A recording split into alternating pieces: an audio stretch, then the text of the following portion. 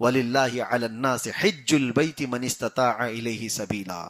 اللہ فرماتا ہے کہ جس کو استطاعت ہے اس پر حج فرض ہے، حج کرنا اس کے لیے ضروری ہے۔ اور جو استطاعت کس کو کہ استطاعت کا مطلب اکثر لوگ یہ سمجھ بیٹھے ہیں کہ کروڑ پتی ہوگا تو ہی حج پہ جائے گا۔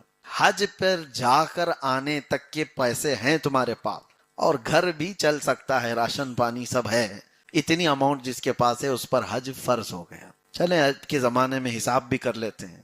تو میں بتا دوں حج کے لیے جانے اور آنے تک کا جو خرچہ ہے، گورنمنٹ والے تو 3-3.5 لاکھ روپے میں کر دیتے ہیں۔ اگر مجبوری ہے کہ گورنمنٹ سے نہیں مل پاتا یا اچھی سہولت کے ساتھ جانا چاہتا ہے تو زیادہ سے زیادہ 7 سے 8 لاکھ روپے ابھی فی الحال جو چل رہے ہیں، اور گھر میں مہینہ بھر جا کر کے آئے گا تو 1 لاکھ روپے خرچہ ہو سکتا ہے۔ گھر کا راشن پانی اس سے زیادہ تو نہیں ہوگا۔ گھر کا راشن مہینے کا 1 لاکھ روپے بہت کم لوگوں کا ہوگا، پھر بھی ہم پکڑتے ہیں۔ سب سے زیادہ ملا کر کے بھی اگر دیکھیں تو 10 لاکھ کی قیمت جس کے پاس موجود ہے اس پر حج فرض ہو چکا۔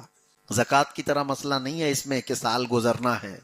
جو 10 لاکھ کا مالک ہے ابھی اس پر حج فرض ہے، اور جس نے حج نہیں کیا میرے آقا فرماتے ہیں وہ یہودی ہو کے مرے گا یا عیسائی ہو کے مرے گا، ہم کو اس کی پرواہ نہیں۔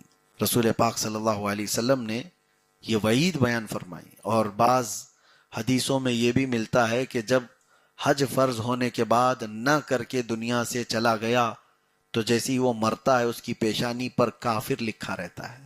بہت سخت ترین اس کی وعیدیں ہیں۔ بہت سارے لوگوں نے حج کو یہ سمجھ رکھا ہے کہ یہ بہت بڑے بڑے کروڑ پتیوں کا ہے، مال ہے ان کے پاس، طاقت ہے ان کے پاس، استطاعت ہے ان کے پاس، نہیں کرتے، جبکہ قرآن کا حکم ہے یہ۔ اور اسلام کے جو 5 رکن ہیں، 5 پلر ہیں، ان میں سے ایک پلر ہے حج کرنا۔ آپ استطاعت کے بعد اگر نہیں کیے ہو تو اسلام کو ہی ڈھا رہے ہو، آپ اسلام کے ایک پلر کو ختم کر رہے ہو۔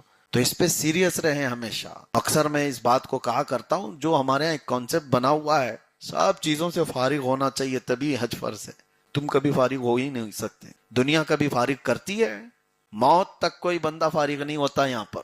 جو لوگ یہ سوچتے ہیں ساری ذمہ داریاں ختم ہو جائیں پھر کریں گے، ذمہ داریاں موت تک نہیں ختم ہوتی کسی کی، ساری چیزیں لگی رہتی ہیں۔ جو اللہ کا فریضہ ہے اس کو آپ ساری دنیا کو ایک طرف کرو، رب تعالیٰ کے فریضے کو پہلے ادا کرو۔